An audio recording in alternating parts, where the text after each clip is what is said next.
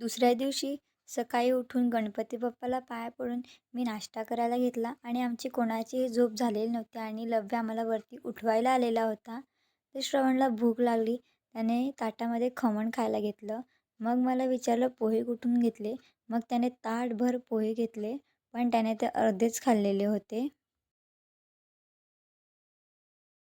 आणि आज मामाकडे सत्यनारायणची पूजाही होती, म्हणून आम्ही सर्वजण त्या तयारीमध्ये होते.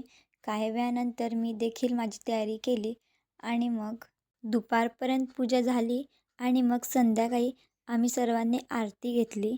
आरती झाल्यानंतर हे सर्वजण नाचायला लागले आणि मी त्यांची व्हिडिओ काढायला लागलेली, कारण मला ब्लॉग कंटिन्यू करायचा होता. नाचून नाचून सर्व थकले आणि मग आम्ही जेवण केलं. जेवणानंतर रात्री 11 वाजता आम्ही पत्ते खेळायला बसलेले होते आणि श्रवणला एक पण डाव लागत नव्हता, म्हणून तो कपाळाला वेगवेगळ्या प्रकारचे टिक्के लावून आला. त्यानंतर रात्री 12 वाजता आम्ही सर्वांनी आरती घेतली आणि सकाळी उठल्यानंतर गणपती बाप्पाच्या पाया पडून मी मोदक खाल्ले. त्याने आज विसर्जन असल्यामुळे आम्ही सर्वजण दुपारी पत्ते खेळायला बसले. खेळल्यानंतर संध्याकाळी 4 वाजता आम्ही सर्वजण चहा प्यायला बसले. चहा पिल्यानंतर आम्ही प्रसाद बनवायला घेतला.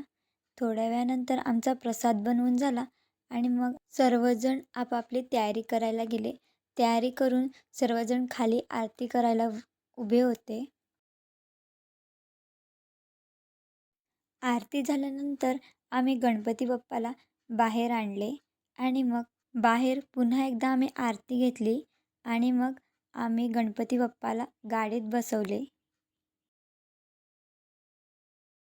आणि मग आम्ही गणपती बाप्पाच्या विसर्जनासाठी निघाले.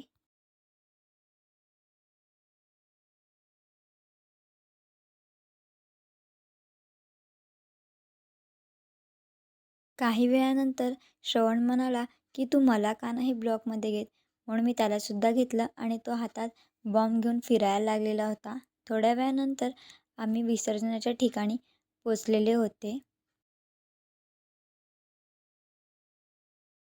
मग आम्ही गणपती बाप्पाला गाडीतून उतरवले आणि विसर्जनाच्या ठिकाणी नेले.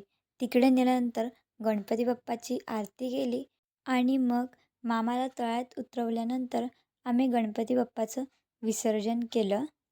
घरी जात असताना पाऊस आला, म्हणून मी, श्रिया आणि मामा आम्ही तिघं गाडीवर घरी गेले. 8 वाजता आम्ही घरी पोचले आणि मग 12